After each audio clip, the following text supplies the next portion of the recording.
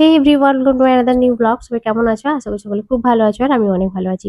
তো আজকে সন্ধ্যেবেলা আমরা ৩ জনে একটু রেডি হয়েছি, যাবো একটা বার্থডে পার্টিতে। তো আমি, চিনি আর তোমাদের দাদা মিলে যাচ্ছি। ওর এক ফ্রেন্ডের মেয়ের জন্মদিন ছিল। ও চিনির থেকে মাত্র ৭ দিনের ছোট। তো বুঝতেই পারছো ব্লগটা কতদিন আগের হতে পারে। তো আমরা আজকেই বাড়ি ফিরেছিলাম আর বাড়ি ফিরে ও বলল যে চলো ওর বার্থডেতে আমাদের ডাক আছে, তো চলো ওখান থেকে ঘুরে আসি। তো এই হঠাৎ করেই আমাদের এখানে আসা। তো এসে দেখলাম যে আমাদের জন্যই ওয়েট করে আছে, নাহলে প্রত্যেকে এসে গেছিল। তো আমরা এলাম আর সেই মুহূর্তেই ওদের কেক কাটার একদম প্রিপারেশন চলছে। আর ওকে ভীষণ মিষ্টি লাগছিল দেখতে, একদম কিউট লাগছে।